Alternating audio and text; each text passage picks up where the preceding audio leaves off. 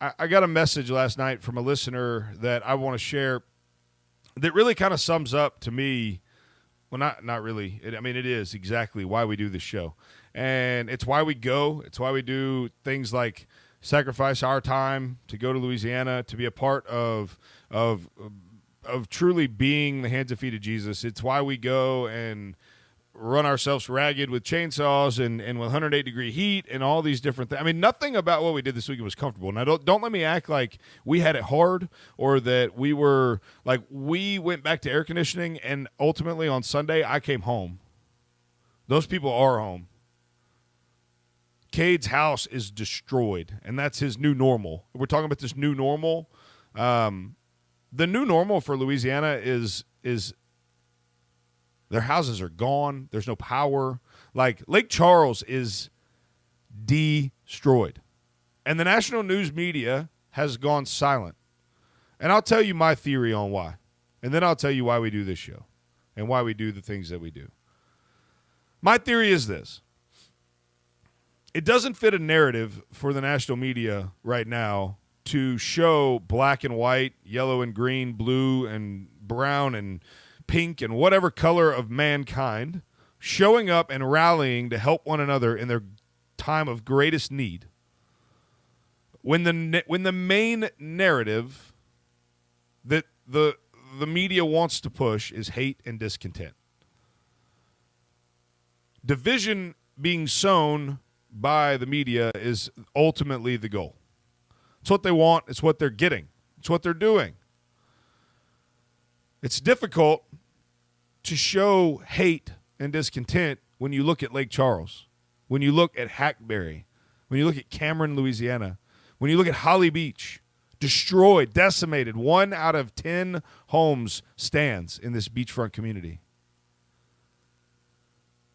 So we leave them alone, and we leave them on their own, and we leave them to fend for themselves.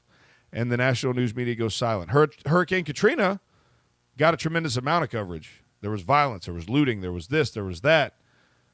If it bleeds, it leads, right? And right now in Louisiana, you've just got signs on every street corner that say Sulphur Strong or Hackberry Strong or Lake Charles Strong. You've got men and women of all colors, shapes, sizes, religions, creeds, you name it, banding together to help the people there. And so, in my opinion, that's why it's gone silent. And so I say all that to say this. This is really why we're here. People don't understand this show, I don't think. I think you think that we're just another morning show or we're just whatever. Like, this is very different for us. This is not a we feel this is a responsibility. We feel this is something that we've been given, a platform that we've been handed, an assignment, if you will. And I'll tell you why. I'm going to read this message from an anonymous listener. And he and I have been talking for a little while. He's got some questions about Jesus, about faith. And I work out of town through the week. I'm always home on the weekends. I'm going to try to visit your church this weekend. No guarantees. But the reason I reach out to you is I've struggled with religion my whole life. I fight within myself. I want to, but I can't really trust anyone or anything. And to be completely honest, I have shocked myself by reaching out to you, a complete stranger. For some reason, it's what you say and how you say it has inspired me. And to be honest, I'm at my end. I'm tired, and I hoped you could tell me how to trust in God, how to be at peace. I hope you're not laughing at this message and it stays between us, because I'm for real just tired of trying. And I told him that I was going to read this message and not say, obviously I'm getting emotional, and not tell you where it came from or why, but that's the reason we do this. Like, that is the entire reason that this radio show exists. One message like that makes everything worth it. One conversation in Louisiana, praying for one lady who we were able to cut out of her house, that conversation, that prayer, that moment, that opportunity of ministry, that's why we do any of this. So yeah, we laugh and we have a good time and we make fun of people and we poke and we prod and we joke and we laugh. Again, it's look, I have a blast. I love doing this. But the reason we do this is for messages like that. The reason we leave our families for 4 days and go to Louisiana and dang near kill ourselves in the heat and almost cut our leg off with a chainsaw is for opportunity like that. It's the reason you do. It's the reason you wake up.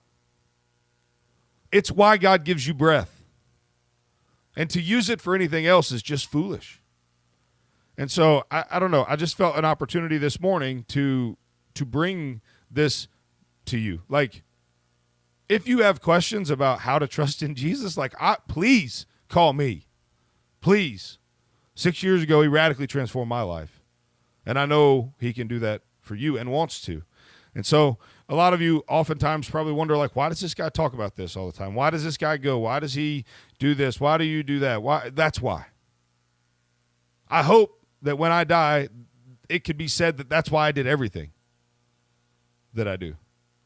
Now, we know that's not going to be the case because I'm a sinful person, and I have pride, and I have ambition, and I have there are things about me that aren't what they should be, but we're working on it. And so God's working in us. So ultimately, that's why we do everything that we do. Don't ever feel silly about that question. It's the best question, the most important question you'll ever ask anyone in your entire life. And the most important decision you'll ever make in your life. It's the only decision that impacts eternity for you and potentially everyone within your family or within your circle. And that's really what this is all about. So.